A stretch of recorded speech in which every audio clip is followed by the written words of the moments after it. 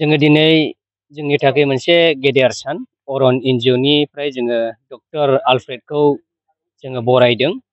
बिथांखौ जोङो नायबिजिरनायनि थाखाय आरो नोंथांमोनखौबो जोङो बरायबाय। दा जोङो हामबाय होदों जोंनि चिरां डिस्ट्रिक्टनि DFO सारखौ जों हामबाय होदों आरो बे रानिखाटानि रेन्ज अफिसार जों बेखौ हामबाय होदों आरो बिथांमोननि हेफाजाबजों दिनै जोङो जायगायाव थांगोन। दा बे नेसनेल पार्क डिक्लेरेसन खालामबाय सिकनाझार जोहोलाव बेवहाय जोङो थांगोन आरो जोङो गिदिंनानै एबा जोङो ड्रनफोरजों एबा गोबां बेसादफोरखौ जोङो नायगिदिंगोन आरो बे जायगायाव जोङो जोंनि रायजो राजा पाब्लिकफोरखौ जोङो बुंबाय थादों गले गले आवगायनिफ्रायनो आरो जोङो गोबां एवारनेस लाबोदों। सिगाङावहाय माबायदि बिसोरो बाहायदोंमोन जिब जुनारनि सायाव एबा दंफां लाइफांनि सायाव, दा जोंनि नाजानायजों आरो एवारनेस खालामनायजों आं बाख्नायनोसो हमदों। बे रिजार्भ खाथि खालानि मानसिफोरखौ आं हामबाय होदों। बिथांमोना बिराद कपारेट खालामदों जोंजों। आं बिथांमोनखौ हामबाय हरदों। बिथांमोना जोंजों कपारेट खालामनायाव फरेस्ट डिपार्टमेन्टखौ कपारेट खालामनायाव दा दंफां दाननाय खम जाबाय, जिब जुनारखौ बुथारनाया खम जाबाय। जों बेखौहाय एवारनेस खालामनानै बिथांमोनखौ बुजिहोनो हानाया जोंनि थाखाय बिराद साक्सेसफुल जादों। बेनिखायनो आं रायजो राजा मोननिसिम आं बिराद हामलायथिखौ सिगाङाव बावहरग्रोनाय जादों। मानोना जोंनि गेजेराव दा नेसनेल पार्क होनब्लाबो गोबां जिब जुनारखौ जों मोननो थांनाया माने गोबाङा डिस्ट्रय जाबाय। जोंनि आमोलाव माबायदि दाउसेन दाउला थायोमोन, माबायदि जिब जुनार दंमोन, दा बेबायदि दाउसेन दाउलाफ्रा बुथार जानायनि हुया जों गोबां नुनो मोनलिया।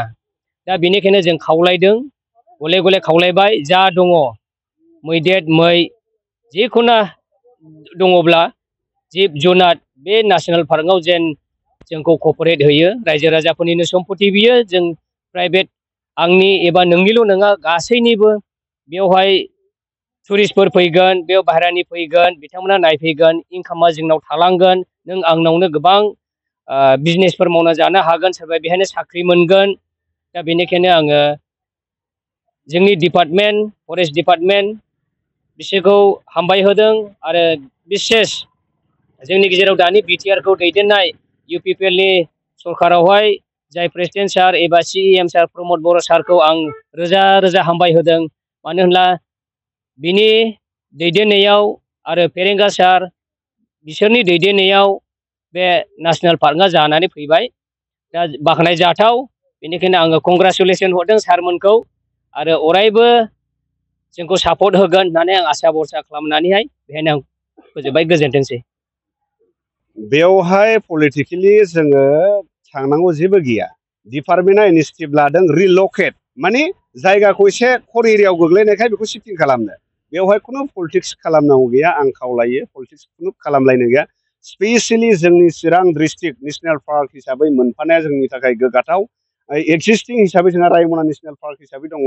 दा बिथांमोना अलरेडि एक्जिस्टिं दंखायो। मानास नोङो मानासआ जों बाक्सायाव अलरेडि दंखायो। जोंहा चिरांनि थाखाय जोङो मोनफानो हानाय आरोबाव खुनु पलिटिक्स पार्टिया ओरै जानांगौ ओरै जानांगौ बेखौ बुंलायाबा आङो दिनैनि बे मिडियानि गेजेरजों आं खावलायहरो। आं रेसपेक्ट खालामो गासैबो पलिटिकेल हान्जाफोरखौ, खिन्थु फरेस्टसो थानांगौ, प्रिजार्भेसन जानांगौ, बेखौ पलिटिक्स खालामलायाबा आं बेखौ गाहाम जागौ होननानै आं खावलायहरनाय जाबाय। दिनैनि बे पलिटिकेलि बाथ्रा बुंनायनि सायाव जों पलिटिकेलि जोङो बेफोरखौ जेबो बुंनो थाङा। आरो स्पेसियेलि बे हाग्रा फरेस्ट प्रिजार्भेसन जानांगौ, दा थानांगौ, बेनि थाखाय बयनिबो गोनांथि। बेखौ जोङो पलिटिक्स जों लालायनांगौ दरखार गैया। बेखौ आं खावलायो मोननैबो हान्जाखौ। स्पेसियेलि आं सिगांबो खावलायदों।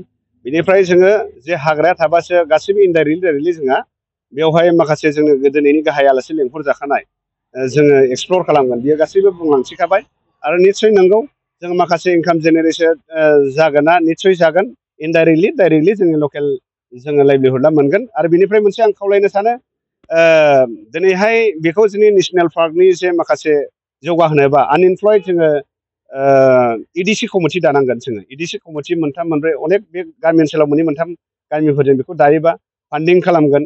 दा बेखौ खालामनो थाखायसो प्रिपेरेसन जानांगौ। आं बेखौ गासै जोंनि ओनसोलनि आरो नेसनेल पार्कनि जे साखाथियाव थानाय फरेस्ट भिलेज एफारे भिलेजफोरखौ आं खावलायबाय। थाखो 5 आरो मेट्रिक आनजाद उथ्रिसार जागोन फरायसाफोरनि थाखाय गोजोनथाव रादाब। गोनांथि आरो मोजां खाबुफोरखौ लानानै गुन गोनां सोलोंथाइ होनो नोंथांमोनखौ नेनानै दङ बड'लेण्ड स्टार एकाडेमि क'क्राझारआ 2024 इं मायथाइयाव क'क्राझार थिथागुरि समबाय मावख'नि साखाथियाव गोदानै गायसनजानाय बड'लेण्ड स्टार एकाडेमि क'क्राझाराव 2025-2026 सोलोंथाइ बोसोरनि गोदानै मुं थिसननाया सोलिगासिनो दङ।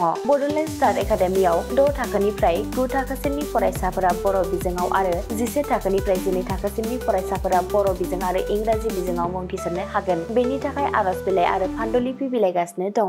11 थाखोनिफ्राय 12 थाखोसिमनि फरायसाफोरनि थाखाय आखा-फाखा आरो रोंगौथि गोनां फोरोंगिरिफोरखौ लानानै साइन्स, कमार्स एन्ड आर्टस मोनथाम स्ट्रिमनि सायाव फरायसाफोरखौ गुन गोनां सोलोंथाइ होनानै बायदि बिथिंजों सोरगिदिं जौगाखांनाय लाबोनो साखाफारा क'क्राझारनि थिथागुरियाव थानाय बड'लेण्ड स्टार एकाडेमिया।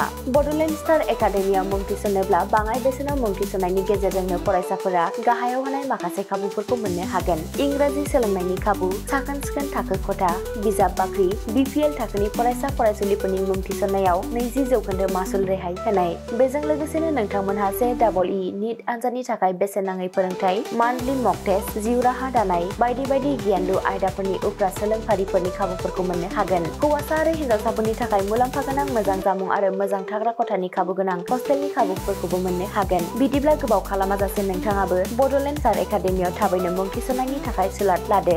आबुङै मिथिनो थाखाय जानबुं अनजिमा 6000349997 एबा 7638008149 एबा 6003494371 आव फोनांजाब खालामदो।